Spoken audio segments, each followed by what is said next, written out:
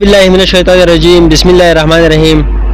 خوږو مینوالو د نننی نوي پروګرام سره زه نور محمد تاسو ته د ضلع شنګلي د تحصیلي بشام دندې نه هرکلی یم. کتونکو دا وخت په دندې کې موجود ما د ترڅنګ سره کتای شي رئیس شاولي خان څوک چې د دندې ویلج نه د جنرال کونسلر په حیثیت سره د پاکستان مسلم لیگ د پلیټ فارم نه په انتخابي دنګل کې حصہ اخیستې ده. دوی نه موږ پوښتنې لرو چې لکه څنګه چې تاسو ته معلومه ده چې په 31 مارچ باندې بلدیاتي انتخابات چې دي په خیبر پښتونخوا کې دویمه مرحله چې د هغه شروع کېدونکې ده چې دلته دوی په کومه جذبه باندې راوتي دي. رئیس شاولي خان ستاسو د وخت راکولو ډېر مننه.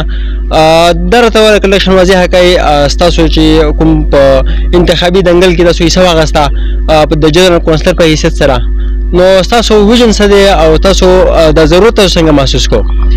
اعوذ بالله من الشیطان الرجیم بسم الله الرحمن الرحیم. اول سر کې خو زه تاسو ټیم ډېر شکریا ادا کوم چې تاسو راغلی. که تاسو وګورئ په دې شانګله کې خاص کر ټف ټایم چې کوم په سیاست کې نو هغه دندای کې ده.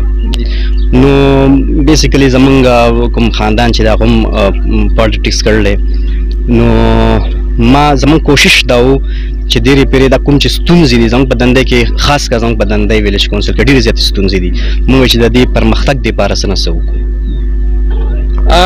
دا یو بله پوښتنه تاسو نه لرو کوم مهمه کوشن چې دی که دا لږ شان کې موږ ته ووایي چې ستاسو په دندې کې ځکه چې دندې کوم پولیس سټیشن چې دی دې ته د ټولې شنګلي نظر دی، ستاسو د دې په مقابله به چا سره او سیکنډلی که تاسو منډیټ حاصل کو جیت واغسته تاسو، نو تاسو په علاقه کې داسې کومه یو محرومي ده چې د هغې ازاله به تاسو کوئ؟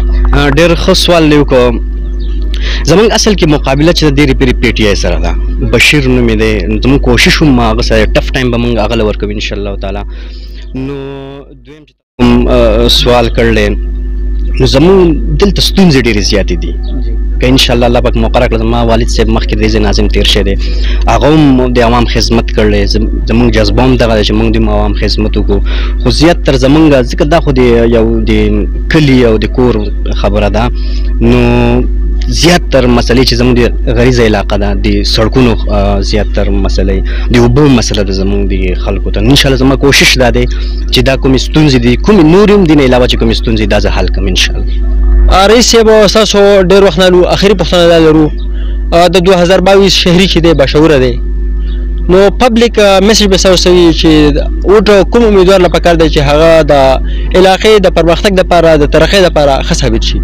نن سبا که تاسو وګورئ نو کوم یوت چې دی دا ستاسو خبره بالکل ټیک ده، باشعوره یوت دی، بل نن سبا وټومه د یوت دی او هغه خبرې اوس ختمې شي دي. یوت ته زما دا میسج دی، یوازې زه نه ځان نه منشن کومه، زه هم ینګ یم او دغه ستاسو دپاره راغلی یم، نو چې هغه چا له ووټ ورکوئ چې هغه ستاسو ستونزې حل کولی شي، هغه ستاسو منډه تړلولی شي، هغه ستاسو غم خالي کولی شي، نو هغه چا له ووټ ورکوئ.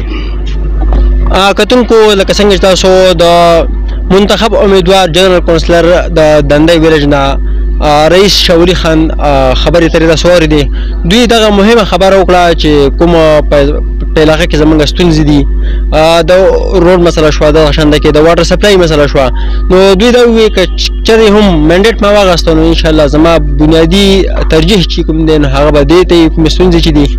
بل دوی دا مهمه خبره وکړه د دوی والد صاحب چې کوم شاولي خان د هغې هم خدمات دي په دغه علاقه کې ډېر زیاته، لکه څنګه چې تاسو ته پته ده په 31 مارچ باندې بلدیاتي انتخابات دي، نو دوی دغه پبلیک میسج دوی دا ورکوه چې هغه امیدوار له ووټ پکار دی چې هغه د علاقې د پرمختګ دپاره او د خیر ښېګړې دپاره هغه ښه ثابت شي.